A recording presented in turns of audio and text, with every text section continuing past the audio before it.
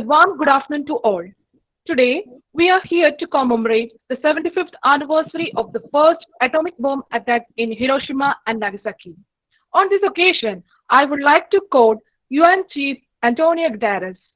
May the suffering stories and resilience of survivors unite us in action to free the world of nuclear weapons. Let's start the program with a prayer. First of all, I invite Dr. Renu George, Head of the Department of Economics, K College Mannanam, for the welcome speech. A warm good afternoon to one and all present here. Respected Principal, Dr. Bridget Paul, Vice Principal, Father Dr. Xavier CS, Resource Person of Webinar, Professor Ashok Alex Luke, IQAC Coordinator, Dr. Matthew Stitelli, Economics Association Director, Ms. Jinsey Lucas, faculty members and students. It's indeed a privilege to welcome you all to the webinar on No More Hiroshima. This webinar is organized to mark the anniversary of devastation of Hiroshima with a deadly atomic attack by America during Second World War and to join hands with the people of the world to make a nuclear-free world. We know the dreadful humanitarian consequences from the use of nuclear weapons. As long as there are nuclear weapons in this world, there will be risk of its use and proliferation. So it's our responsibility to work for peace and nuclear-free world. Let me move to the duty vested on me to formally welcome this August gathering. I welcome our beloved principal, Dr. Bridget Paul, who is the guiding force and backbone of our college. A hearty welcome to you, ma'am, to this webinar. I cordially welcome our beloved Vice Principal, Father Dr. Xavier CS, who has always been a strong pillar of support in all our endeavors. Welcome, Father. I feel greatly privileged to introduce the resource person of the webinar, Professor Ashok Alex Luke, Assistant Professor in Political Science, CMS College, Kottayam. He had his MA in International Relations from MG University and MPhil from Jawaharlal Nehru University, New Delhi. He is actively engaged in research activities and has presented research papers in national and international conferences. He presented a paper at 58th International Studies Conference in Baltimore, USA. It's a matter of privilege that Professor Ashok Alex Luke is among us today. I extend most hearty welcome to you, sir, to this webinar. Thank you, Ms. I extend a warm welcome to Dr. Matthew Stitelli, IQAC Coordinator of our college, to this webinar. Let me take this opportunity to welcome Ms. Jinsey Lucas, Director of Economics Association, faculty members, and students to this webinar. Once again, a hearty welcome to all of you. Let us all work together for peace and a nuclear-free world. Thank you.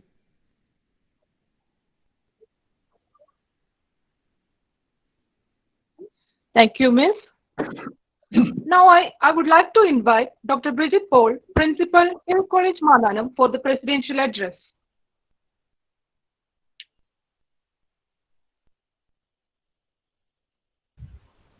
Good afternoon, all. College Vice Principal, Reverend Dr. Xavier CS. Innathe nammude resource person, Dr. Ashok Alex Luke. IQAC Coordinator, Dr. Matthew Stitelli, Head of the Department of Economics, Dr. Renu. Coordinator of the program, Ms. Jinsey Lucas, and all students and participants. ആദ്യമേ തന്നെ ഒരിക്കൽ കൂടി അശോകിനെ കാണാൻ സാധിച്ചതിൽ എനിക്ക് വളരെ സന്തോഷമുണ്ട്. അശോകന്റെ ഒരു വലിയ സുഹൃത്താണ്. ഞങ്ങൾ രണ്ടുപേരും ഒന്നിച്ച് NSS പ്രോഗ്രാം ഓഫീസർമാരായിരുന്നു. അശോക് ഇപ്പോഴും CMSലെ NSS പ്രോഗ്രാം ഓഫീസർ ആണെന്ന് ഞാൻ വിചാരിക്കുന്നു. Welcome Ashok college. ഓക്കെ, ഇന്ന് നമ്മള് ഹിരോഷിമ നാഗസാക്കി ഡേ നമ്മൾ ഓർമ്മിക്കുകയാണ്.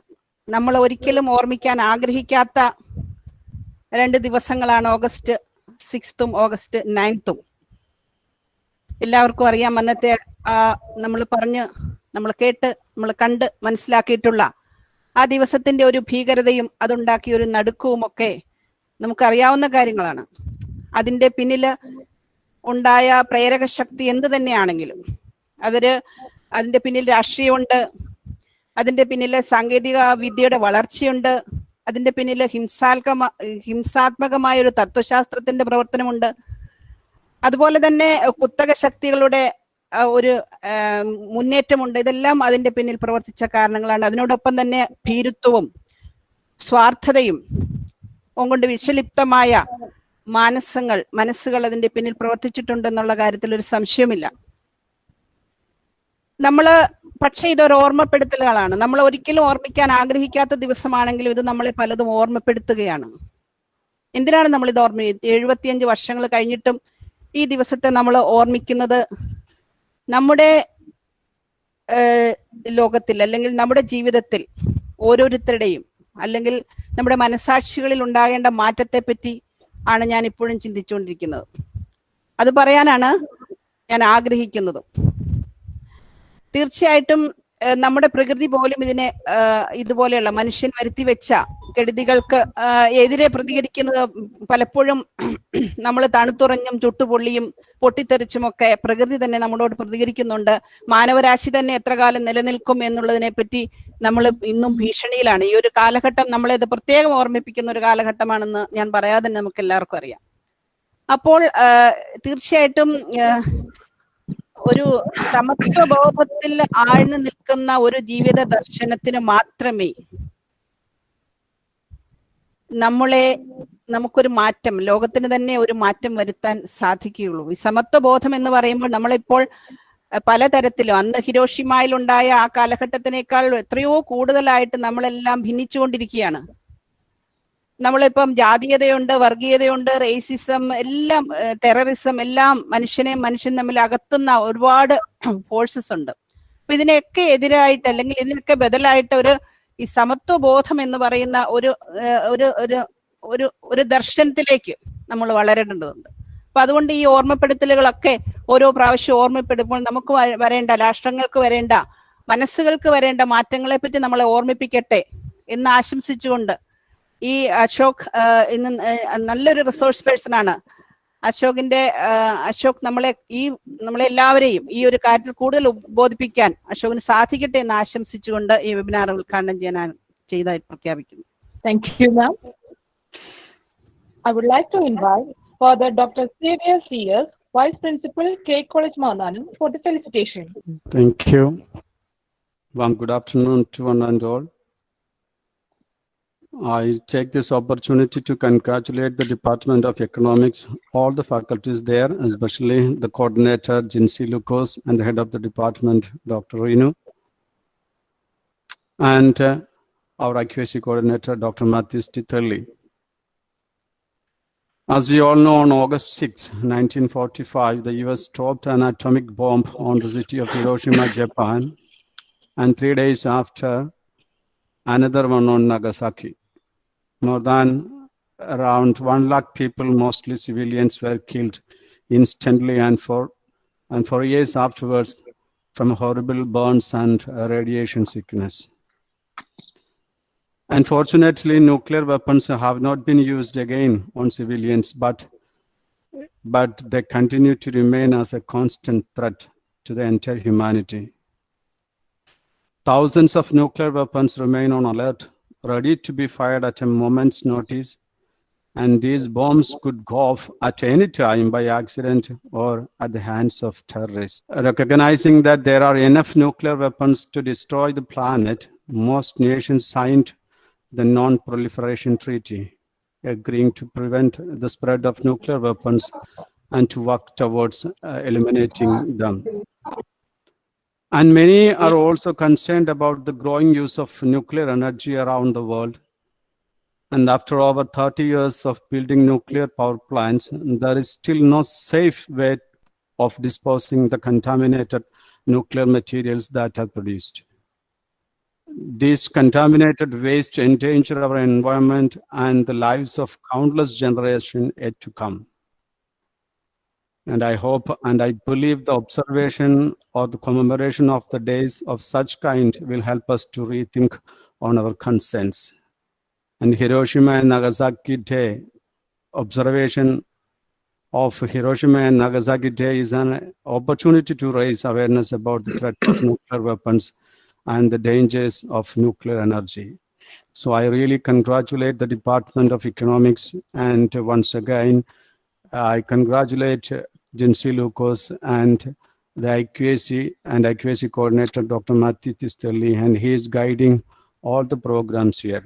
And especially, I very personally invite Ashok Alex Luke to the K College community. A warm welcome to you, sir, and I'm very glad to that you are our friend.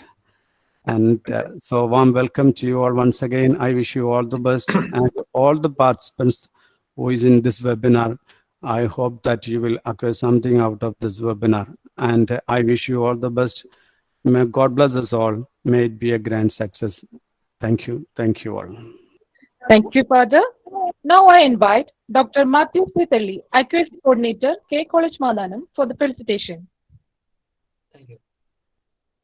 ആദരണീയനായ K college principal ബഹുമാനപ്പെട്ട Prajith miss, ബഹുമാനപ്പെട്ട vice principal Xavier അച്ഛൻ, ഇന്നത്തെ മുഖ്യ resource person Ashok sir, ഇതിന്റെ സംഘാടകയായ economics ഡിപ്പാർട്ട്മെന്റിന്റെ മേധാവി doctor Rinu miss, അതോടൊപ്പം തന്നെ ഈ പ്രോഗ്രാമിന്റെ ചുക്കാൻ പിടിക്കുന്ന ജിൻസി ലൂക്കോസ് മിസ്, സ്നേഹമുള്ള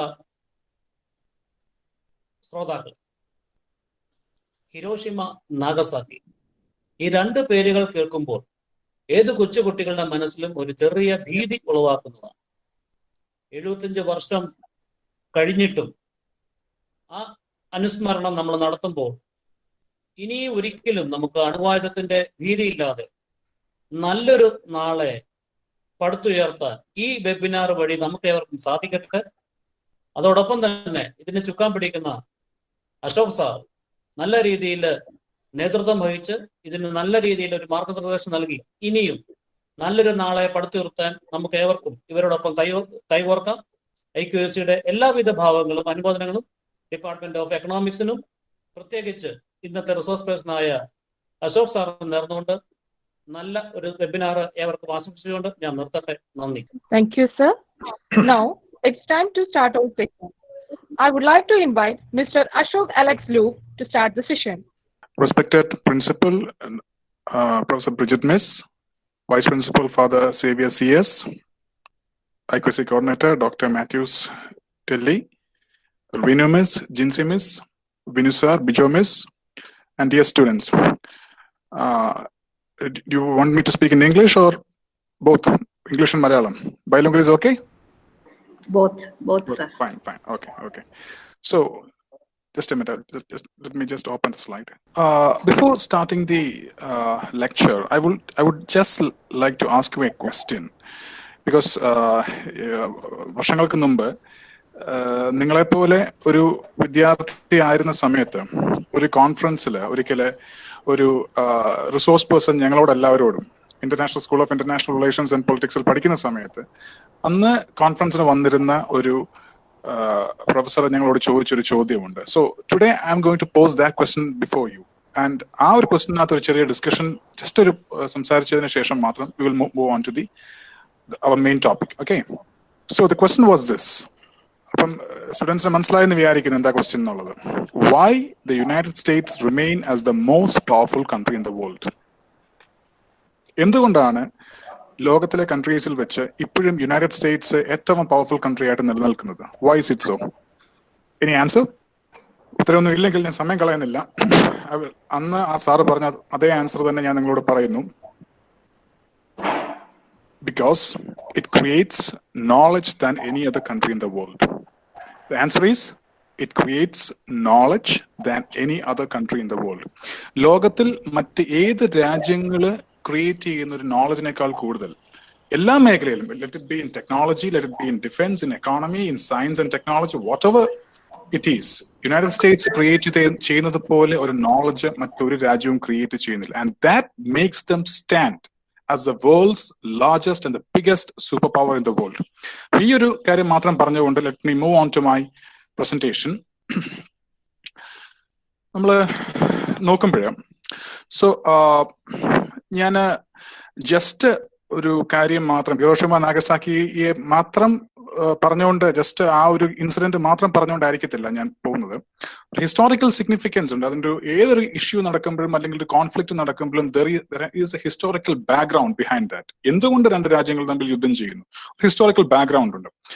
അത് സംഭവിച്ചതിന് ശേഷം പിന്നീടുള്ള കാര്യങ്ങൾ എന്തൊക്കെ വന്നു, ഇന്നിപ്പം യുണൈറ്റഡ് സ്റ്റേറ്റ്സും ജപ്പാനും തമ്മിലുള്ള റിലേഷൻസിനെ പറ്റി ഒക്കെ ഒന്ന് ബ്രീഫായിട്ട് പറഞ്ഞുകൊണ്ടായിരിക്കും ഞാൻ പോകുന്നത്. So when you look at the geography, the geographical significance of US and Japan, you see Japan on the East Asia, on the eastern part of Asia, and United States on the on the northern part, okay, on the western part.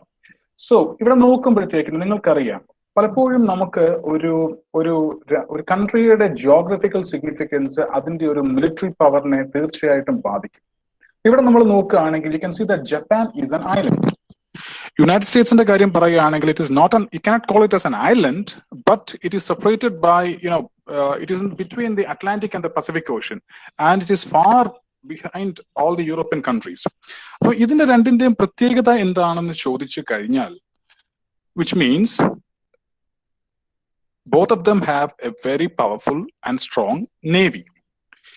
എന്തുകൊണ്ട് Japan അല്ലെങ്കിൽ United States 20th സെഞ്ചുറിയിൽ ഒരു global പവറായിട്ട് രണ്ട് രാജ്യങ്ങളും വളർന്നു എന്നതിന് ചോദിച്ചു കഴിഞ്ഞാൽ, നമ്മൾ അതിന്റെ ജിയോഗ്രഫിക്കൽ ലൊക്കേഷൻ നോക്കുമ്പോൾ തന്നെ അറിയാം. On the eastern part of Asia lies Japan. It is an island. പഴയ കാലത്ത് ഒരു 18, 19, 20th സെഞ്ചുറീസിന്റെ സമയത്ത് ലോകത്തിലെ ബിഗ് പവേഴ്സ് നമ്മൾ നോക്കുകയാണെങ്കിൽ തീർച്ചയായും നമുക്ക് മനസ്സിലാവാം ഏറ്റവും കൂടുതൽ ഏത് രാജ്യങ്ങളാണ് മറ്റുള്ളവരെ ഡോമിനേറ്റ് ചെയ്തതെന്ന് ചോദിച്ചു കഴിഞ്ഞാൽ, it is mostly the countries who are very powerful, who had very powerful navy. And which were the countries who had very powerful navy means എപ്പോഴും ഏത് തരത്തിലുള്ള രാജ്യങ്ങളായിരിക്കും? It was mostly the island nations. For example France, England, and also you look at Japan. ഒരു island nations ആയിരിക്കും എപ്പോഴും ഒരു powerful navy അവർക്കുണ്ടാവും. So therefore they can go for naval expansion and they used to dominate many other countries in the world. The same കാര്യമാണ് യുഎസിനും ഉള്ളത്. US was not an island, but still എന്താ പറയാ, യൂറോപ്പിലെ മറ്റു രാജ്യങ്ങളിൽ നിന്നൊക്കെ വളരെ ദൂരെ മാറി കിടക്കുന്ന ഒരു രാജ്യം. പക്ഷേ it is surrounded by Atlantic on one side and Pacific on the other side, and therefore they also have a powerful navy, right? So then let us look at the rise of Japan. നമ്മൾ നോക്കുകയാണെങ്കിൽ in the 19th century നമ്മൾ നോക്കുകയാണെങ്കിൽ ജപ്പാന്റെ ഒരു expansion നമുക്ക് കാണാനായിട്ട് പറ്റും. You see that what all wars they had and what all places they occupied. From the slide you can see that from 1894 to 1895 Japan occupied Taiwan, the present day Taiwan, Korea. It fought with Russia, and also it was the first Asian state to defeat a major European power. എന്ന് വെച്ചാൽ Russia എന്ന് പറയുന്ന രാജ്യത്തെ Japan എന്ന് പറയുന്ന, actually you know that Russia is actually a European power and Japan it was an Asian power. പൊതുവെ ഒരു പലപ്പോഴും വാർസ് നടക്കുമ്പോൾ the Asian nations used to get defeated, but in contrast to that it was Japan who defeated Russia. എന്ന് മാത്രമല്ല മറ്റൊരു വലിയ advantage അവർക്കുണ്ടായിരുന്നു വെച്ചാൽ that was the only Asian country in those times which was never colonized by a European power. China ആയാലും India ആയാലും മറ്റെല്ലാ രാജ്യങ്ങളായാലും ഏഷ്യയിലെ മറ്റെല്ലാ രാജ്യങ്ങളായാലും we all went through a colonial past, but Japan was never colonized by any foreign power. അതുകൊണ്ട് തന്നെ വളരെയധികം ഒരു 18th-19th സെഞ്ചുറിയോട് കൂടി വളരെയധികം ഒരു ഇമ്പീരിയൽ എക്സ്പാൻഷൻ നടത്താനായിട്ട് ജപ്പാന്റെ geography and also many other things contributed to it. So the second one, you see, Japanese expansion എവിടെയൊക്കെ ആയിരുന്നു എന്നുള്ളത് നമുക്ക് നോക്കാം. The military occupation of Manchuria means a part of the modern China. Then it signed a military pact with Germany and Italy, and also conducted the Nanking massacre. In Nanking massacre, it happened in China, where thousands of people were brutally killed by the Japanese.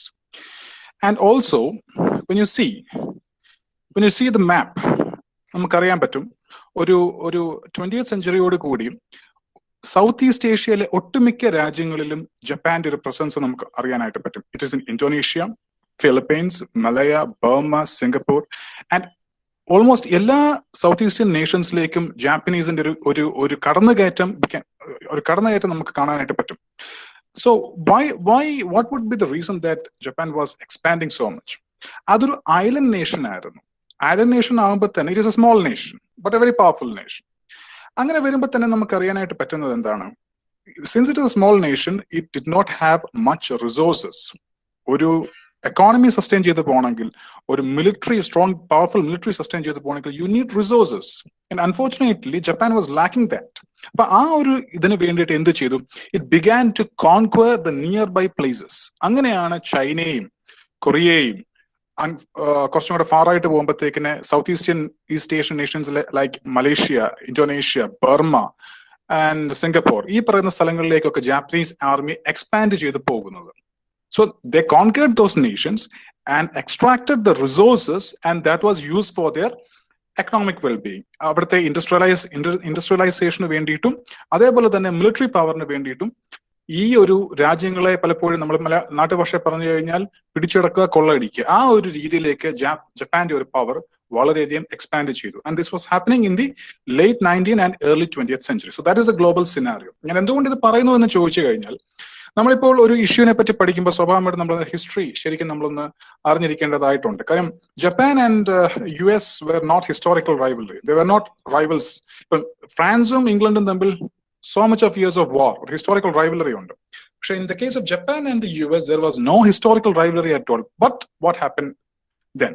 അതിനു വേണ്ടിയിട്ടാണ് ഞാൻ ജപ്പാന്റെ ഒരു ചെറിയ history ഞാൻ പറഞ്ഞു നിങ്ങളോട്.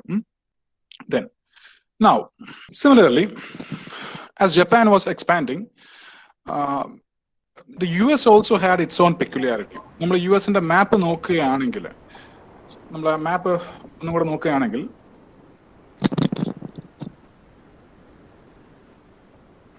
see the map. It is one of the biggest nations of the world. ലോകത്തിലെ തന്നെ വലിയ രാജ്യങ്ങളിൽ ഒരെണ്ണമാണ്.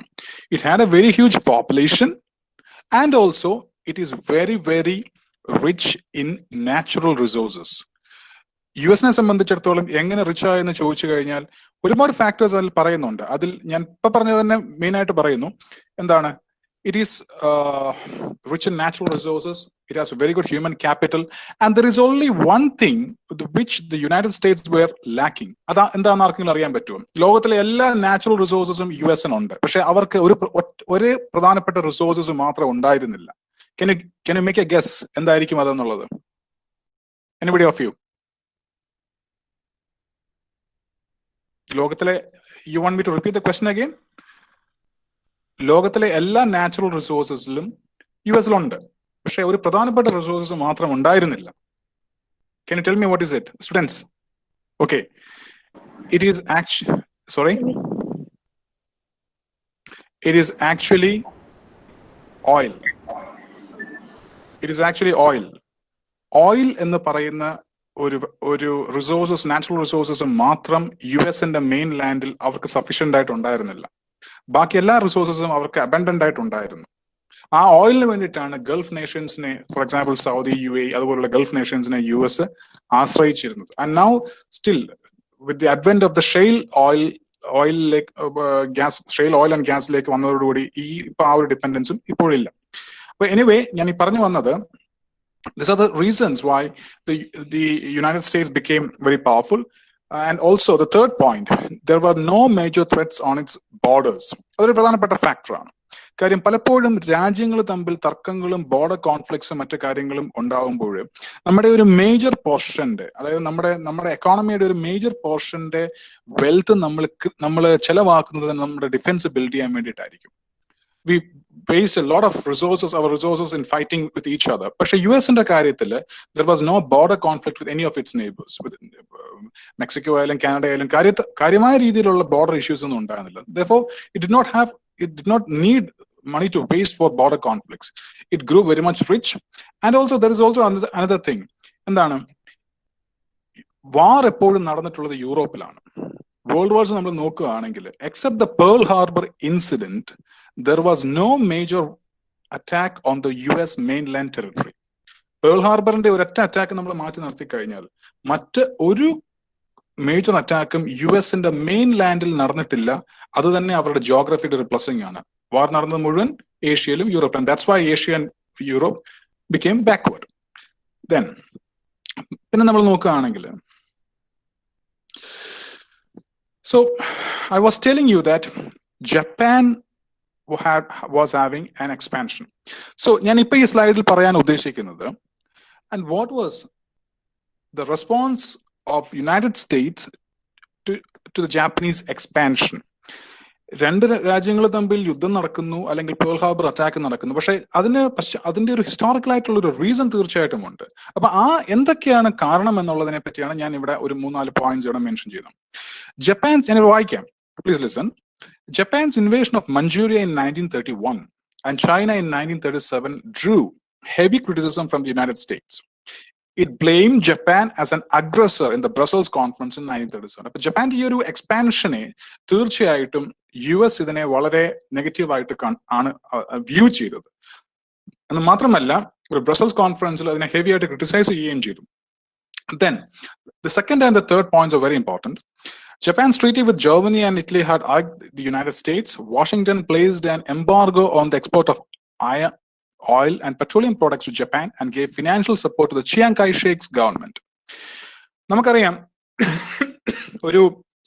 And also, the third point, in 1941, the United States froze Japanese assets in the US following Japanese invasion of Indochina.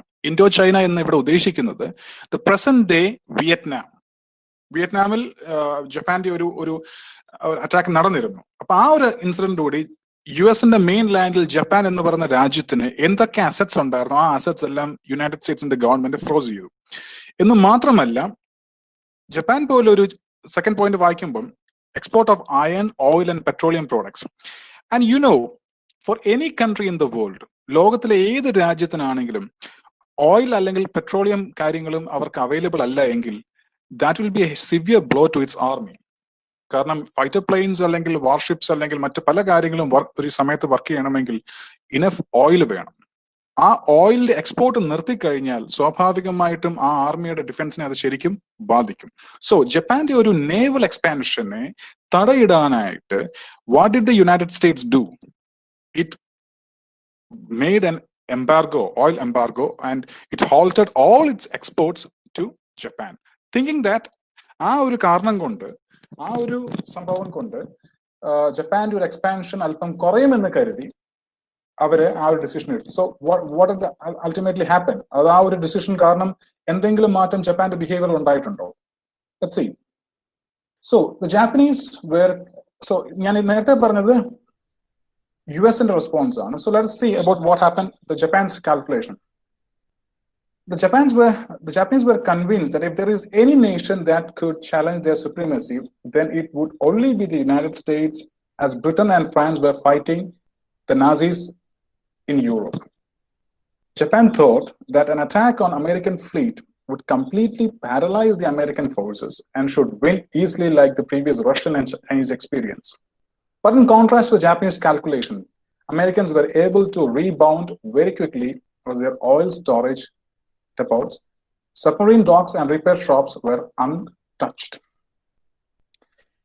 But മെയിനായിട്ട് പറയാൻ ഞാൻ ശ്രമിക്കുന്നത്, they were sure, and you know that ഒരു second world war തുടങ്ങുന്ന സമയത്ത് the United States did not get into the war initially.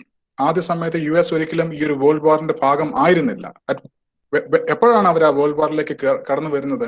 only after the attack on the Pearl Harbor. So they knew that if there is any power which could challenge them on their naval front, then that will be the United States.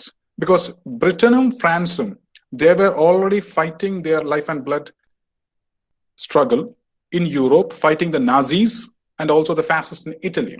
അതുകൊണ്ട് തന്നെ ജപ്പാനിൽ ആർക്കെങ്കിലും ഒരു threat pose ചെയ്യുമെങ്കിൽ അത് തീർച്ചയായിട്ടും US അല്ലെങ്കിൽ United സ്റ്റേറ്റ്സിനെ മാത്രമേ പറ്റുള്ളൂ എന്നുള്ളത് അവർക്ക് വ്യക്തമായിട്ട് അറിയാം. So what they did was that oil trade നിർത്തുന്നു, അതായത് ജപ്പാന് ഡിഫൻസിന് ആവശ്യമുള്ള പല കാര്യങ്ങളും, ഡിഫൻസ് മാനുഫാക്ചറിങ്ങിന് ആവശ്യമുള്ള പല എക്സ്പോർട്സിന്റെ കാര്യങ്ങളും US നിർത്തുന്നു. അങ്ങനെ വന്നപ്പോൾ what they did was that they thought they should attack the US Army's Pacific Fleet, which was in the Pearl Harbor. This incident they prompted. They thought that an attack on the Pearl Harbor would completely devastate the American forces, and they was really wrong. You see, the Pearl Harbor incident, American casualties were just 2,400, nearly 20 American vessels, 8 battleships, and 300 airplanes were destroyed. But they could really bounce back.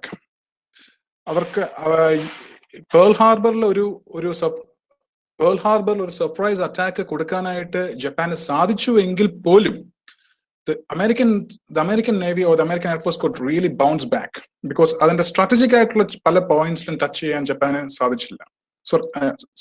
For example, the oil refueling places and also the repairing ആയിട്ടുള്ള സ്ഥലങ്ങൾ, അതുപോലെ armaments സൂക്ഷിക്കുന്ന സ്ഥലങ്ങളിലൊന്നും കാര്യമായിട്ടുള്ള damage ഏർപ്പെടുത്താനായിട്ട് the Japanese couldn't do that. So within a few days, the US was able to bounce back. And one important thing was that US in Second World War intervene ചെയ്യണമെങ്കിൽ they needed to have a valid reason. Where the American public opinion was totally against involving in a world war. So what they did was that ഒരു Japanese attack in വേണ്ടിയിട്ട് they were waiting for that, because the American president at that point of time was Franklin D. Roosevelt. റൂസ്വെൽറ്റിനെ സംബന്ധിച്ചിടത്തോളം അമേരിക്കയുടെ domestic public opinion മറികടന്നുകൊണ്ട് ഒരിക്കലും ഒരു Japanese അറ്റാക്കിന് പോകാനായിട്ട് സാധ്യമല്ല. So they were waiting for that, and ultimately when they got it, when the Pearl Harbor was attacked, he declared war on the Japanese. And similarly, now let's come to the other point. Einstein and just a Pearl Harbor attack where ഞാൻ പറഞ്ഞു. Similarly, there was something other which was developing in the United States, Einstein and the Manhattan Project. I hope all of you know about Albert Einstein. Einstein അറിയാത്തവരാരും കാണത്തില്ല അല്ലേ? So നമ്മൾ നോക്കുകയാണെങ്കിൽ what does Einstein to do with the Manhattan Project? Around 1939, 1939 ആ കാലഘട്ടത്തിൽ, and you know that Einstein was a German Jew who migrated from Germany to the United States. So what he did was that he sent a letter to the American president of that point of time, Franklin D. Roosevelt, saying that the Germans could develop an atomic bomb very quickly. അതായത് 1939 late 30s ഒക്കെ സമയത്ത് Germany was advancing like anything. Science and technology മറ്റു പല കാര്യങ്ങളിലും Germans had a very complete edge. അങ്ങനെ വരുന്ന സമയത്ത് Einstein warned the American president. He wrote a letter to the president. അതാണ് ആ ലെറ്റർ അതിന്റെ ഇമേജ് കാണിച്ചത്. He warned the American president that the Germans would be having a nuclear bomb very soon. So it is better that you develop a nuclear bomb. ഈ ഒരു ലെറ്ററിന്റെ അടിസ്ഥാനത്തിലാണ് 1942 Manhattan project എന്ന് പറയുന്ന ഒരു പ്രൊജക്റ്റിലേക്ക് US പ്രസിഡന്റ് അതിനുള്ള ഒരു permission കൊടുത്തത്. When you look at the slide, നമ്മൾ നോക്കുകയാണെങ്കിൽ, fearing that the Germans would develop a nuclear bomb, President Franklin D. Roosevelt gave green signal for Manhattan Project in 1942.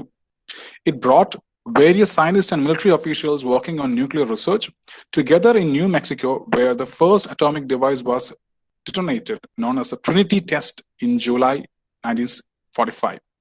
The first military test നടത്തിയത് ആ സ്ഥലത്തിന്റെ പേര്, it was in New Mexico. അതിന്റെ പേര്, അതിന്റെ code name ആണ് Trinity test എന്ന് പറയുന്നത്. And it was under the leadership of physicist Robert Oppenheimer, who was regarded as the father of atomic bomb.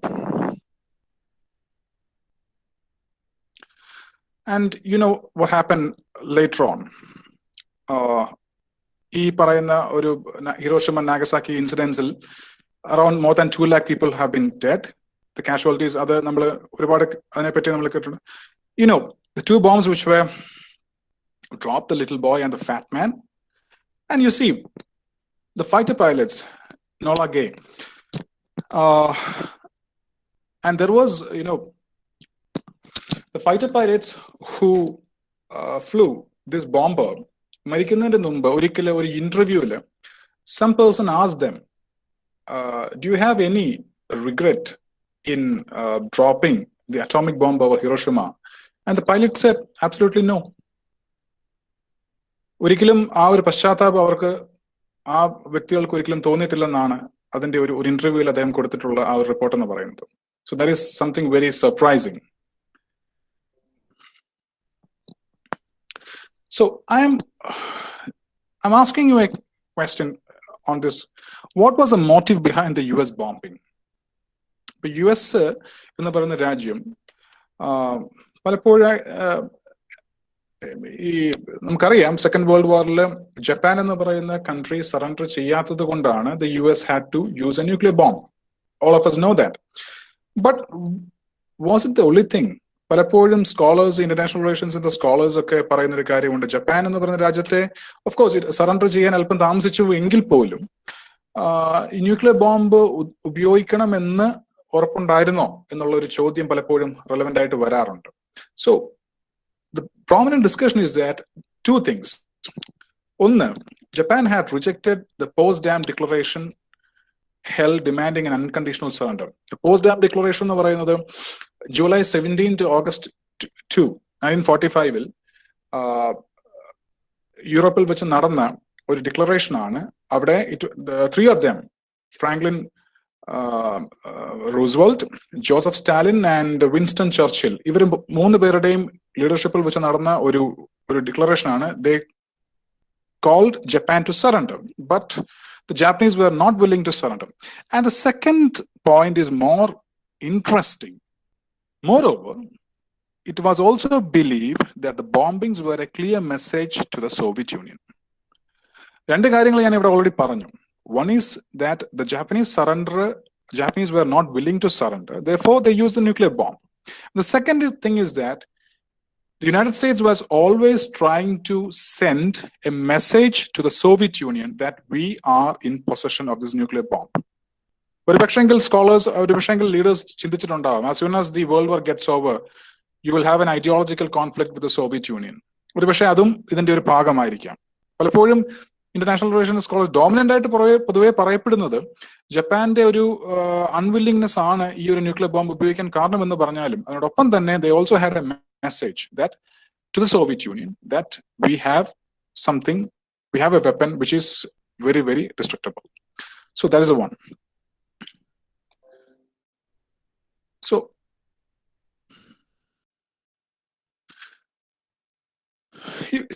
ഇവിടെ ഒരു ഡിബേറ്റ്, ഒരു ന്യൂക്ലിയർ ഇഷ്യൂവിനെ പറ്റിയുള്ള ഒരു ഡിബേറ്റ് ഇവിടെ വളരെ പ്രോമിനന്റ് ആണ്. Debates on nuclear security. So ഇവിടെ ഈ ഒരു ക്വസ്റ്റ്യൻ നിങ്ങൾ നോക്കുകയാണെങ്കിൽ, have nuclear weapons provided more security to the states, or have they brought more insecurity to the nation states?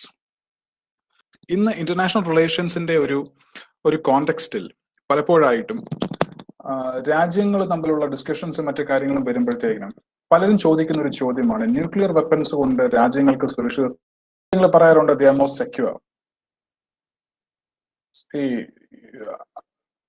United States അല്ലെങ്കിൽ തേർഡ് വേൾഡ് വാറിന് ശേഷം അല്ലെങ്കിൽ ഹിരോഷിമ നാഗസാക്കി ഡേക്ക് ശേഷം മറ്റൊരു യുദ്ധം ഇതുവരെ ഉണ്ടായിട്ടില്ല. മറ്റു പല രാജ്യങ്ങളുടെയും ഒരു കോണ്ടാക്ട് നോക്കുകയാണെങ്കിലും പലപ്പോഴും നമുക്ക് ഫോർ എക്സാമ്പിൾ പറയുകയാണെങ്കിലും we always have a problem with Pakistan, which is a very, very small state. എന്തുകൊണ്ടാണ് നമ്മൾ ആ ഒരു രാജ്യത്തെ ഒരു പരിധിയിൽ കൂടുതൽ നമ്മൾ ആക്രമിക്കാൻ പോകാത്തത്? Because they have the possession of nuclear weapons. അപ്പൊ അതുകൊണ്ട് തന്നെ ഇന്ന് ഇന്റർനാഷണൽ റിലേഷൻസിന്റെ ഒരു റെലമിൽ പലപ്പോഴായിട്ടും ഇത് വളരെ ഡോമിനന്റ് ആയിട്ടുള്ള ഒരു ഡിസ്കഷൻ ആണ്. ന്യൂക്ലിയർ വെപ്പൺസ് എന്ന് പറയുന്നത് രാജ്യങ്ങളുടെ ഭീതി കൂടുകയാണോ ചെയ്യുന്നത്, അതോ രാജ്യങ്ങൾക്ക് കൂടുതൽ സുരക്ഷിതത്വം കൊടുക്കുകയാണോ ചെയ്യുന്നത്? രണ്ട് തട്ടിലും നിന്ന് സംസാരിക്കുന്നവരുണ്ട്. ഒരു കൂട്ടർ പറയുന്നു it makes the nations more and more strong. ലോകത്തിലെ പവർഫുൾ നേഷൻസ് എന്ന് പറയുമ്പോൾ പലപ്പോഴായിട്ടും ന്യൂക്ലിയർ വെപ്പൺസ് വേണമെന്നാണ് പലരും ആഗ്രഹിക്കുന്നത്. സോ അതുകൊണ്ട് ആൾക്കാർ കൂടുതൽ ന്യൂക്ലിയർ വെപ്പൺസ് അക്യൂമുലേറ്റ് ചെയ്യുന്നു.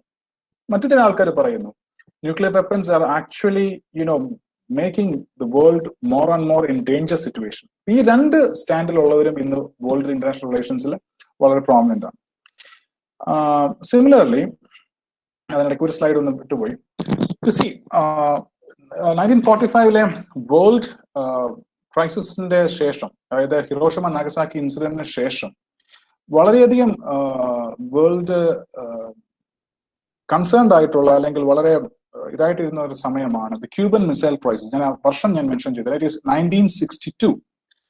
The world, all the people thought that the world was nearly going for a third world war. നിങ്ങൾക്കറിയാം അതിന്റെ ഒരു ഹിസ്റ്ററി എന്താണെന്നുള്ളത് നിങ്ങൾക്കറിയാം. അമേരിക്കൻ മെയിൻലാൻഡിൽ ക്യൂബയില്, just south of the US mainland, ക്യൂബയിൽ സോവിയറ്റ് യൂണിയൻ മിസൈൽസ് ഇൻസ്റ്റാൾ ചെയ്യാൻ ശ്രമിച്ചപ്പോൾ the US തടഞ്ഞതാണ്. You can see the picture of Nikita Khrushchev and the American President John F. Kennedy. അതിന്റെ ഒരു കാർട്ടൂൺ ഇമേജ് ആണ് നിങ്ങളിപ്പോൾ കാണുന്നത്. അപ്പം ഒരുപക്ഷെങ്കിൽ ഒരു മൂന്നാം ലോക മഹായുദ്ധത്തിന്റെ വക്കിൽ വരെ എത്തിയ ഒരു സംഭവമായിരുന്നു the Cuban missile crisis of 1962. ഒരുപക്ഷെങ്കിൽ അന്ന് യുദ്ധം വന്നിരുന്നുവെങ്കിൽ അതൊരു മൂന്നാം ലോക യുദ്ധമായെന്ന് മാത്രമല്ല, ചിലപ്പോൾ ഈ വേൾഡിന്റെ ഒരു എക്സിസ്റ്റൻസിന് തന്നെ ദോഷം ചെയ്യുന്ന ഒരു രീതിയിലേക്ക് ആ ഒരു യുദ്ധം മാറാൻ സാധ്യതയുണ്ടായിരുന്നു. Unfortunately, not unfortunately, by luck അല്ലെങ്കിൽ ഒരു പക്ഷേ എന്തുകൊണ്ടോ ആൾക്കാരുടെ ഒരു ഇതുകൊണ്ടായിരിക്കാം ആ ഒരു യുദ്ധത്തിന്റെ ആ രീതിയിലേക്ക് ആ ഒരു കോൺഫ്ലിക്റ്റ് പോയില്ല. ദെൻ നമ്മൾ നോക്കുകയാണെങ്കിൽ നമുക്കറിയാം ലോകത്തിലെ ഒരുപാട് രാജ്യങ്ങൾക്ക് ന്യൂക്ലിയർ വെപ്പൺസ് ഉണ്ട്. പക്ഷേ ഹിരോഷിമ നാഗസാക്കി ഇൻസിഡൻസിന്റെ ഒക്കെ ഒരു വളരെ ബുദ്ധിമുട്ടുകൾ നമ്മൾ മനസ്സിലാക്കുന്നു. അപ്പൊ എന്താണ് ഈ ലോകം ചെയ്യുന്നത്? ജസ്റ്റ് ഈ ഒരു ന്യൂക്ലിയർ വെപ്പൺസ് ഇങ്ങനെ വർക്ക് ചെയ്തുകൊണ്ടേ ഇരുന്നു കഴിഞ്ഞാൽ ലോകത്തിന്റെ അവസ്ഥ എന്തായിരിക്കും? അപ്പൊ അതുകൊണ്ട് തന്നെ there were lots and lots of treaties which were signed for non-proliferation of nuclear weapons. അതിൽ ഏറ്റവും പ്രധാനപ്പെട്ട ഒരു ട്രീറ്റിയാണ് NPT, Non-Proliferation Treaty. You can see the signing of the NPT between the American and the Soviet leaders. അപ്പോൾ ഇവരുടെ എന്ന് വെച്ചാല് പലപ്പോഴും നിങ്ങൾക്ക് അറിയാവുന്ന പോലെ തന്നെ ഹിരോഷിമ നാഗസാക്കി ഇൻസിഡന്റിന് ശേഷം ഒരു കൂട്ടർ അതിനുവേണ്ടി കൂടുതൽ വാദിക്കും, മറുകൂട്ടര് പരമാവധി ലോകത്തിന്റെ ഒരു മൂന്നാം ലോക യുദ്ധത്തിലേക്ക് പോകാതിരിക്കാൻ വേണ്ടി തന്നെ പലപ്പോഴായി ഇതുപോലുള്ള ട്രീറ്റീസിനെ അവരെ എന്ത് ചെയ്തു, കൂടുതൽ പ്രൊമോട്ട് ചെയ്തു. The time of the Cold War, when the US was building so much of arms and the Soviet Union was building so much of arms.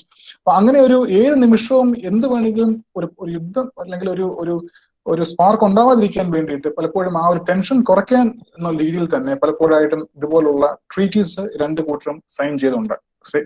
അതിൽ പ്രധാനപ്പെട്ട ട്രീറ്റിയാണ് നോൺ പ്രൊലിഫറേഷൻ ട്രീറ്റി. ഇപ്പൊ അതിനുശേഷം വന്ന രാജ്യങ്ങളെ ഒന്നും നിയമപരമായി ന്യൂക്ലിയർ വെപ്പൺസ് ആയിട്ട് അവർ അംഗീകരിച്ചിരുന്നില്ല. അത് 5 രാജ്യങ്ങൾ മാത്രമേ ഉള്ളൂ ഈ നോൺ പ്രൊലിഫറേഷൻ ട്രീറ്റി സൈൻ ചെയ്യുന്ന സമയത്ത് ന്യൂക്ലിയർ വെപ്പൺസ് ആയിട്ട് അവർ കണ്ടിരുന്നത്. That was the US, Soviet union, France, England and China, what we call the P5 in the United Nations. Then നമ്മൾ ജസ്റ്റ് ഒന്ന് ഓടിച്ചു നോക്കുകയാണെങ്കിൽ important treaties on nuclear disarmament. PTBT, the first one, Partial Test Ban Treaty 1968, Comprehensive Test Ban Treaty. By the way, the second one, CTBT എന്ന് പറയുന്ന Comprehensive Test Ban Treaty.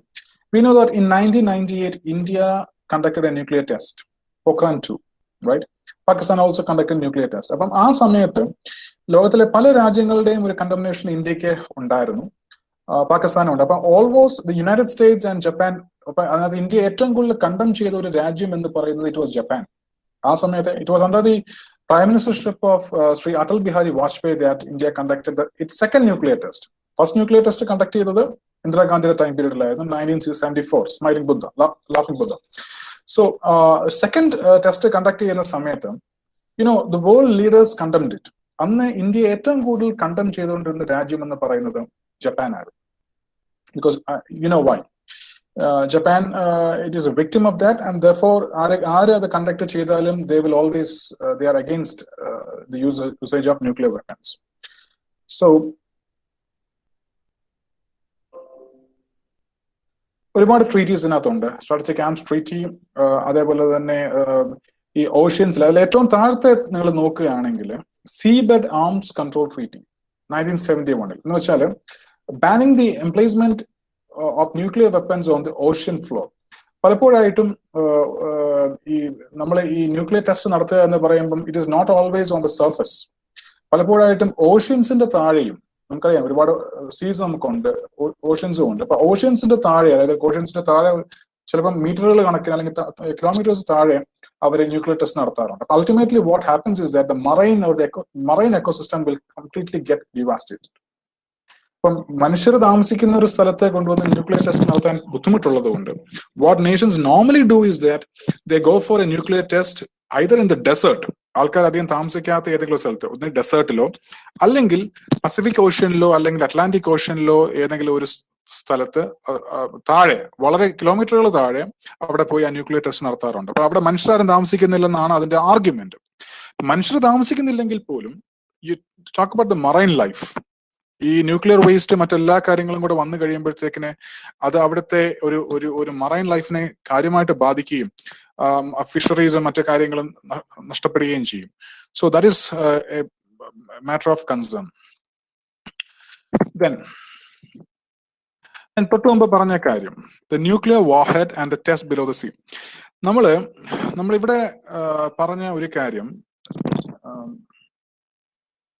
നമ്മൾ United സ്റ്റേറ്റ്സിന്റെ കാര്യം പറഞ്ഞപ്പോൾ നമുക്കറിയാം ഈ ഒരു അന്നത്തെ ഒരു ന്യൂക്ലിയർ ബോംബ് അവര് ഡ്രോപ്പ് ചെയ്തത് because it was carried on a plane. പക്ഷെ നമ്മൾ ഇന്ന് നോക്കുവാണെങ്കിൽ ദ ന്യൂക്ലിയർ വാർഹെഡ് പഴയതുപോലെ അങ്ങനെ എയറോപ്ലെയിൻസിൽ പോയി അങ്ങനെ ഡ്രോപ്പ് ചെയ്യേണ്ട ഒരു സാഹചര്യമല്ല ഇന്നുള്ളത്. You have ballistic missiles. അതിന്റെ ഫസ്റ്റ് ഇമേജ് എന്ന് പറയുന്നത് you see that എന്താ പറയുന്ന ഒരു മിസൈൽ ആണ് അത് actually. Okay, ballistic missiles. And the second ഇമേജിൽ നമ്മൾ നോക്കുമ്പോഴത്തേക്കിന് they are conducting a nuclear explosion under the sea. നേരത്തെ പറഞ്ഞിട്ടുള്ള സീബെഡ് ട്രീറ്റിക്ക് വിപരീതമായിട്ടുള്ള ഒരു കാര്യമാണ്. ഓഷ്യൻസിന്റെ അണ്ടറിൽ ന്യൂക്ലിയർ എക്സ്പ്ലോഷൻ കണ്ടക്ട് ചെയ്തതാണ് ആ ഒരു രീതി എന്ന് പറയുന്നത്.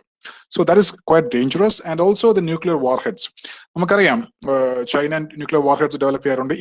ഇന്ത്യ ആണെങ്കിൽ പോലും മേ ബി നമുക്ക് ഒരു 2-3 ഇയേഴ്സിന് മുമ്പ് ഇന്ത്യയുടെ ന്യൂസ് പേപ്പേഴ്സ് എല്ലാം വളരെയധികം ഹൈലൈറ്റ് ചെയ്തൊരു കാര്യമാണ്. മേ ബി നിങ്ങൾ ഒരുപക്ഷെ വായിച്ചിട്ടുണ്ടാവും, അഗ്നി 5, ഇന്ത്യയുടെ ബാലിസ്റ്റിക് മിസൈലിന്റെ ഒരു പ്രധാനപ്പെട്ട ഒരു ഡെവലപ്മെന്റ് ആണ് അഗ്നി 5 എന്ന് പറഞ്ഞ മിസൈൽ. അതിന്റെ പ്രത്യേകത എന്താണെന്ന് ചോദിച്ചു കഴിഞ്ഞാൽ it can even reach Beijing. അതായത് ഇന്ത്യയിൽ നിന്ന് അത് ലോഞ്ച് ചെയ്താല് ചൈനയുടെ നാഷണൽ ക്യാപിറ്റൽ ആയിട്ടുള്ള ബെയ്ജിങ്ങിൽ വരെ ആ മിസൈൽ ചെന്നെത്തി. It can carry nuclear warheads. 5000 കിലോമീറ്ററിന്റെ റേഞ്ച് ഉണ്ട്. അപ്പം ഇതൊക്കെ ഒരു വലിയ ആഘോഷമായിട്ടായിരുന്നു അന്ന് ആ മീഡിയ അത് കണ്ടിരുന്നത്. ഇപ്പൊ ഞാനിപ്പോ നിങ്ങളെ കാണിച്ച ഇമേജിലും ഈ പറഞ്ഞ പോലെ പ്ലെയിനെ കൊണ്ടുവന്ന് ബോംബിടുന്ന രീതിയല്ല ഇപ്പോൾ ഉള്ളത്. എന്ന് മാത്രമല്ല ഹിരോഷിമയിലും നാഗസാക്കിയിലും ഒക്കെ ഉപയോഗിച്ച ബോംബ്സിനെക്കാട്ടിലും വളരെ വളരെ ഡിവാസ്റ്റേറ്റിംഗ് ആയിട്ടുള്ള ബോംബ്സ് ആണ് നമ്മൾ ഇന്നുള്ളത്. അന്ന് അത് ന്യൂക്ലിയർ ബോംബ്സ് ആണ്, പക്ഷെ ഇന്ന് അതിനെക്കാട്ടിലും വലുതായിട്ടുള്ള അല്ലെങ്കിൽ ഫാർ ബിറ്റർ കോൺസിക്വൻസസ് കൊണ്ടുതരുന്ന ഹൈഡ്രജൻ ബോംബ്സ് ആണ് ഇന്ന് പലപ്പോഴും ആർമിയുടെയിലും ഉള്ളത്. അതായത് ഏതെങ്കിലും സ്ഥലത്ത് കൊണ്ടുവന്ന് അത് ഇട്ട് കഴിഞ്ഞാൽ ഒരു പക്ഷേ 40 കിലോമീറ്റർ റേഡിയസിലുള്ള എല്ലാ സ്ഥലങ്ങളിലും ചിന്ന ഭിന്നമായി പോകും. അത്രയ്ക്കും പവർഫുൾ ആയിട്ടുള്ള ഹൈഡ്രജൻ ബോംബ്സ് ആണ് ഇന്ന് പല കൺട്രീസും ഉപയോഗിക്കുന്നത്. And when you look at this slide, ഈ സ്ലൈഡ് ഒന്ന് കാണാൻ പറ്റുമെന്ന് വിചാരിക്കുന്നു. സ്റ്റുഡൻസ് ഒക്കെ വായിക്കാൻ പറ്റുമോ ഇത്, ഈ ഒരു സ്ലൈഡ്? കാണാൻ പറ്റും സാറേ. Okay, nuclear പ്രൊളിഫറേഷൻ even after Hiroshima and Nagasaki. നമ്മൾ നോക്കുകയാണെങ്കിൽ 1945 US ഓൾറെഡി ന്യൂക്ലിയർ വെപ്പൺസ് ഡിറ്റോണേറ്റ് ചെയ്തു. സോവിയറ്റ് യൂണിയൻ ഏത് വർഷമാണ് അത് ചെയ്തത്? It is in 1949. Just 4 years. Hiroshima Nagasaki ശേഷവും 49 സോവിയറ്റ് യൂണിയൻ അത് അക്വയർ ചെയ്യാനായിട്ട് പറ്റി. United kingdom 1952, France 1950, China in 1964. ഇന്ത്യയുടെ കാര്യം നോക്കുവാണെങ്കിൽ the first one was in 1974, Pakistan 1998, north Korea 2006. അപ്പൊ ഇതിൽ നിന്നൊക്കെ നമ്മൾക്ക് മനസ്സിലാവേണ്ട ഒരു കാര്യം, അപ്പം നമ്മൾ നോക്കുകയാണെങ്കിൽ ഇന്ത്യക്ക് മുമ്പുള്ള Soviet union, United kingdom, France, China and the United States, ഈ 2 രാജ്യങ്ങളും ഡി ജൂറി ന്യൂക്ലിയർ പവർ ആണ്. എന്നുവെച്ചാൽ അവരെല്ലാം NPT ട്രീറ്റിയിലെ സൈൻഡ് ആയിട്ടുള്ള മെമ്പേഴ്സ് ആണ്. പക്ഷെ ഇന്ത്യ, പാകിസ്ഥാൻ, നോർത്ത് കൊറിയ അതിനുശേഷം വന്ന ഒരു രാജ്യങ്ങളാവുമ്പോഴത്തേക്കിനും അവരെ ഡിഫാക്ടോ ആണ്, പക്ഷെ ഇപ്പോഴും അവരെ ഡീജൂറി ആയിട്ട് അംഗീകരിച്ചിട്ടില്ല. അപ്പൊ ഹിരോഷിമ നാഗസാക്കിയിലൊക്കെ ഇങ്ങനെയൊക്കെ സംഭവങ്ങൾ ഉണ്ടായിട്ടുണ്ടെങ്കിൽ പോലും സ്റ്റിൽ നമുക്ക് ഇതിൽ നിന്ന് നമ്മൾ മനസ്സിലാകേണ്ടത്, ഈ രാജ്യങ്ങളുടെ ആ ടെസ്റ്റ് ചെയ്ത വർഷത്തിൽ നിന്ന് നമുക്ക് മനസ്സിലാവേണ്ട ഒരു കാര്യം, still nations are pursuing their interest for nuclear weapons. മനുഷ്യനെ കൊല്ലുന്ന കാര്യമാണ്, മനുഷ്യരാശി ഇല്ലായ്മ എന്നൊരു കാര്യമാണെങ്കിൽ പോലും അവരവരുടെ നിലനിൽപ്പിന് വേണ്ടി പലപ്പോഴും രാജ്യങ്ങൾ ഇന്നും അതിനുവേണ്ടി പെർസ്യൂ ചെയ്യുന്നു എന്നുള്ളതാണ് ഈ ഇതിൽ നിന്ന് മനസ്സിലാക്കേണ്ടത്.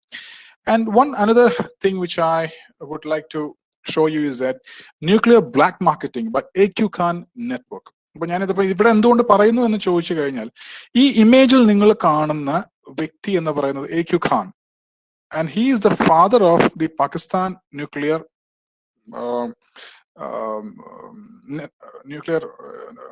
ടെസ്റ്റ്.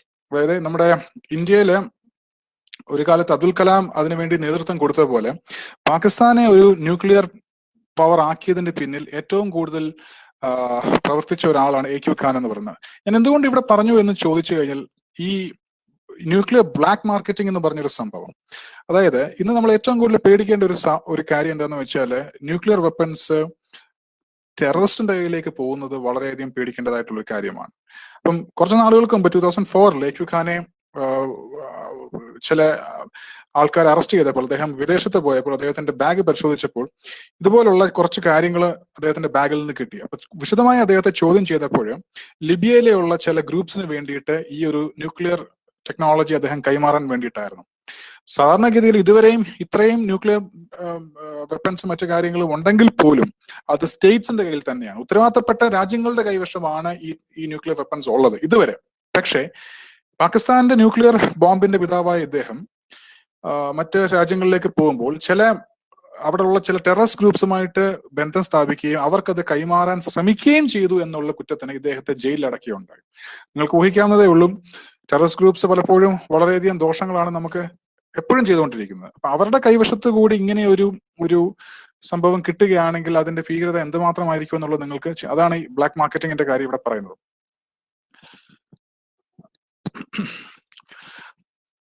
ഈ ഒരു ഇമേജിൽ നിങ്ങൾക്ക് കാണാൻ പറ്റുമെങ്കിലും ലോകത്തിലെ ഏകദേശം ഇവിടെ പറയുന്നത് 2019 എസ്റ്റിമേറ്റ് അനുസരിച്ച്, ആംസ് കൺട്രോൾ അസോസിയേഷന്റെ എസ്റ്റിമേറ്റ് അനുസരിച്ച് 14,000 ന്യൂക്ലിയർ വാർ ഹെഡ്സ് ലോകത്തുണ്ട്. 14,000.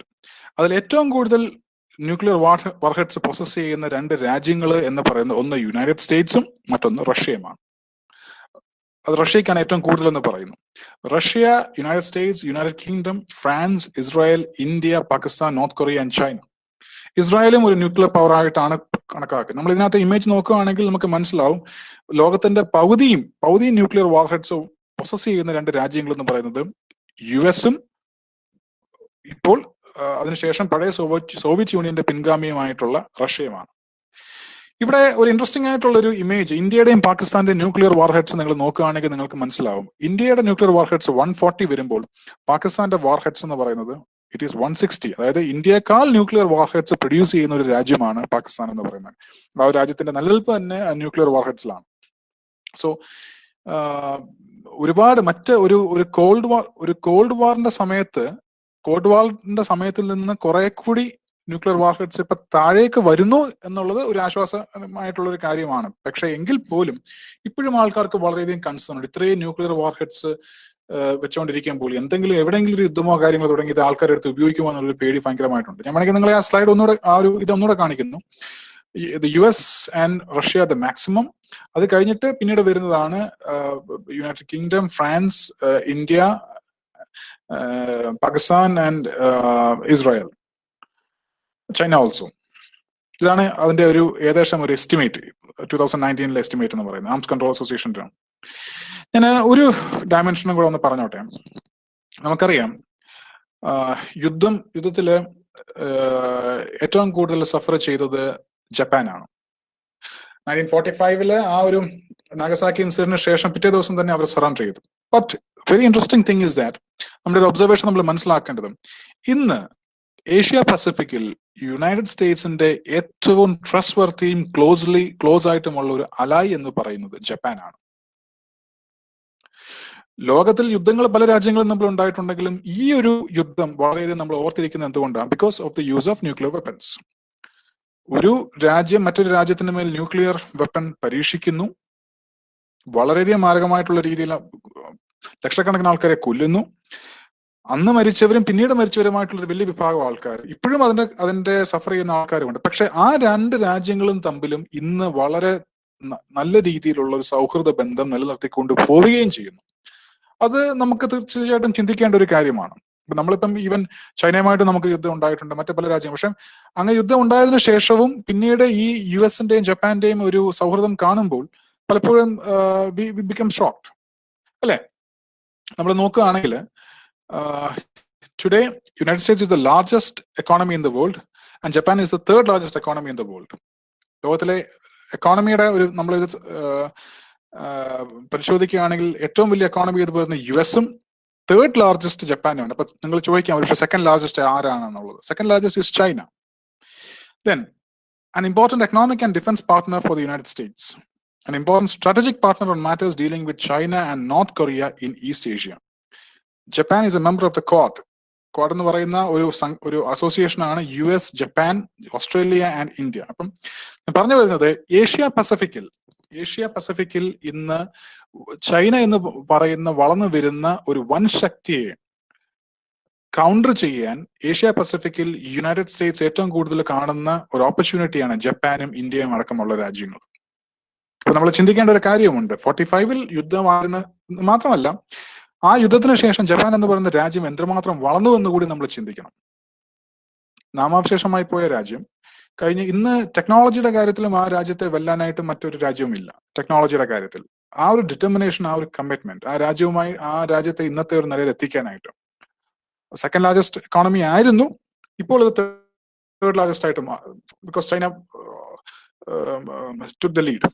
അപ്പൊ അങ്ങനെ പോയൊരു രാജ്യം പിന്നീട് ഇത്രയും തോളം വളർന്നു എന്ന് മാത്രമല്ല, ന്യൂക്ലിയർ ബോംബ് ഡ്രോപ്പ് ചെയ്ത ആ രാജ്യവുമായിട്ട് തന്നെ ഇത്രയധികം ഫ്രണ്ട്ഷിപ്പിലേക്ക് അത് മാറുകയും ചെയ്തു. That is actually A lesson for all of us. So I will just conclude by saying the last thing.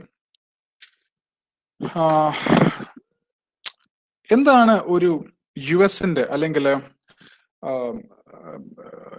United നേഷൻസിന്റെ ഒരു കോൺട്രിബ്യൂഷൻ എന്ന് പറയുന്നത്? അല്ലെങ്കിൽ ഇങ്ങനത്തെ ട്രീറ്റീസിന്റെ കാര്യം പറയുന്നുണ്ട്. UN ആക്ച്വലി സക്സസ്ഫുൾ ആണോ, അല്ലെങ്കിൽ ജസ്റ്റ് ഒരു നെയിം സേക്ക് പോലെ ഒരു റബ്ബർ സ്റ്റാമ്പ് ആണോ? അങ്ങനെയൊക്കെ നമ്മൾ പല ഡിസ്കഷൻസ് വരും. അപ്പം നമ്മൾ പലപ്പോഴും പല വ്യൂസും ആൾക്കാർക്ക് ഉണ്ടാവാം. പക്ഷേ എന്നെ സംബന്ധിച്ചിടത്തോളം what I feel is that united നേഷൻസിന്റെ ഒരു ബിഗസ്റ്റ് അച്ചീവ്മെന്റ് എന്ന് പറയുന്നത് it was able to prevent a third world war and a Hiroshima Nagasaki like incident. Hiroshima Nagasaki ഇൻസിഡന്റിന് ശേഷം ലോകത്ത് ഇതുവരെയും അങ്ങനെ ഒരു കാര്യം സംഭവിച്ചിട്ടില്ല, ഒരു തേർഡ് വേൾഡ് വാർ ഉണ്ടായിട്ടില്ല. പക്ഷേ ലോകത്തിൽ ന്യൂക്ലിയർ വെപ്പൺസിനെ തുടച്ചു മാറ്റുന്നതിനകത്തും അല്ലെങ്കിൽ ഒരു ടെൻഷൻ ഫ്രീ ആയിട്ടുള്ള ഒരു സിറ്റുവേഷൻ ക്രിയേറ്റ് ചെയ്യുന്നതിനകത്തും UN പലപ്പോഴും പരാജയപ്പെട്ടു എന്ന് വേണമെങ്കിൽ പറയാം. ഒരു യുദ്ധം നടന്നിട്ടില്ല. അപ്പം യുണൈറ്റഡ് നേഷൻസിന്റെ ഒരു വരവിന് ശേഷം ഒരുപാട് യുദ്ധങ്ങൾ നടന്നു, പക്ഷെ ഒരു മൂന്നാം ലോക മഹായുദ്ധം ഒരിക്കലും ഉണ്ടായിട്ടില്ല. അറൌണ്ട് 300 or 400 വാർസ് അതിനുശേഷം നടന്നിട്ടുണ്ട്. പക്ഷേ ഒരു ടോട്ടൽ ഒരു ന്യൂക്ലിയർ ഡിസാർമമെന്റ് എന്ന് പറയുന്ന ഒരു സങ്കല്പത്തിലേക്ക്, അതായത് ഒരു nuclear weapon free world, nuclear weapons ഒന്നും ഇല്ലാത്ത ഒരു വേൾഡിലേക്ക് കൊണ്ടെത്തിക്കുന്നതിൽ യുണൈറ്റഡ് നേഷൻസിന് ഇപ്പോഴും ആ ഒരു ലക്ഷ്യത്തിലെത്താൻ പറ്റിയിട്ടില്ല എന്ന് നമ്മൾ കരുതേണ്ടിയിരിക്കുന്നു. ഒരുപക്ഷെ UN ഇല്ലായിരുന്നുവെങ്കിൽ ഇതിലും കൂടുതൽ ആംസ് റേസ് ഒരുപക്ഷെ നമുക്ക് കാണേണ്ടതായിട്ട് വരും. അപ്പം ഫുള്ളി സക്സസ്ഫുൾ ആണോ എന്ന് ചോദിച്ചാൽ അല്ല, it may be partially successful. ഒരു തേർഡ് വേൾഡ് വാറിനെ പ്രിവെന്റ് ചെയ്യാൻ പറ്റി എന്ന് മാത്രമല്ല, ഒരു ടോട്ടൽ ന്യൂക്ലിയർ വെപ്പൺസ് ഫ്രീ അതിന്റെ ഒരു ഇറാഡിക്കേഷനിലേക്ക് പറ്റിയില്ല. അതൊരു പരാജയമല്ല, അതൊരു പോരായ്മയായിട്ട് നമ്മൾ കാണേണ്ടതായിട്ടുണ്ട്. പിന്നെ the last sentence which I would like to say, moreover, the fear of nuclear weapons falling into the hands of non-state actors like the ISS and Al-Qaeda remains a matter of concern. നിങ്ങൾക്കറിയാം, കഴിഞ്ഞ 2014 മുതൽ നമ്മളെ എല്ലാവരെയും, അല്ലെങ്കിൽ international relations അല്ലെങ്കിൽ politics ശ്രദ്ധിക്കുന്ന എല്ലാവരെയും വളരെയധികം ഭീതിയിൽ ആഴ്ത്തുന്ന ഒരു സംഭവമാണ് ഈ ടെററിസ്റ്റ് ഗ്രൂപ്പ്സിന്റെ ഒരു വളർച്ച, എസ്പെഷ്യലി IS. അപ്പോൾ ഇതുവരെയും പല ബോംബ്സും മറ്റു കാര്യങ്ങളും ഒക്കെ അവരുണ്ടാക്കുന്നു, ആൾക്കാരെ കൊല്ലുന്നു, അങ്ങനെയുള്ള കാര്യങ്ങൾ ചെയ്യുന്നെങ്കിലും ഈ ഒരു ന്യൂക്ലിയർ വെപ്പൺ തന്നെ എൻറിച്ച് ചെയ്ത് കൊണ്ടുവരാനുള്ള ഒരു അവർക്ക് പറ്റിയിട്ടില്ല. അപ്പം അങ്ങനെ അവരുടെ കൈകളിലേക്ക് പെടാതിരിക്കാൻ ലോകം ശ്രദ്ധിക്കേണ്ടിയിരിക്കുന്നു, രാജ്യങ്ങൾ ശ്രദ്ധിക്കേണ്ടിയിരിക്കുന്നു. അപ്പൊ അത് തീർച്ചയായിട്ടും എത്തിപ്പെടാതിരിക്കാൻ വേണ്ടി രാജ്യങ്ങളും, പ്രത്യേകിച്ച് യുണൈറ്റഡ് നേഷൻസിലെ എല്ലാ മെമ്പർ കൺട്രീസും വളരെയധികം അവരുടെ ഇനിഷ്യേറ്റീവ് എടുക്കേണ്ടതായിട്ടുണ്ട്. ആൻഡ് ഓൾസോ ഒരുപാട് ആന്റി ന്യൂക്ലിയർ മൂവ്മെന്റ്സ് ലോകത്തിൽ നടക്കാറുണ്ട്. ന്യൂക്ലിയർ വെപ്പൺസ് ഉണ്ടാക്കാൻ പാടില്ല. ഞാൻ ഈ ന്യൂക്ലിയർ എനർജിയെ പറ്റി ഞാൻ ഇവിടെ ഒന്നും പറഞ്ഞില്ല. I thought maybe students, if you have any doubt or discussions during that period, I think I could tell about it. Nuclear എനർജിയിലേക്ക് ആൾക്കാരെ തിരിയുന്നു, പക്ഷെ അതും അതിൻ്റെതായിട്ടുള്ള ഹ്യൂജ് ആയിട്ടുള്ള കൺസേൺസ് ഉണ്ട്. So I would just like to conclude by saying that yes, the United Nations have done many things. നേരത്തെ പറഞ്ഞ പോലെ it prevented a world war. At the same time, ഒരു ഇനിയും ആണെങ്കിൽ പോലും ഒരു പക്ഷെങ്കിൽ ഓൾ ഓഫ് എ സഡൻ അല്ല, ഗ്രാജുവലി ആയിട്ടാണെങ്കിൽ പോലും ഒരു ന്യൂക്ലിയർ വെപ്പൺസ് ഫ്രീ വേൾഡിലേക്ക് കൊണ്ടുവരാനായിട്ട് യുണൈറ്റഡ് നേഷൻസിന്റെ നേതൃത്വത്തിൽ തീർച്ചയായിട്ടും ശ്രമിക്കേണ്ടിയിരിക്കുന്നു.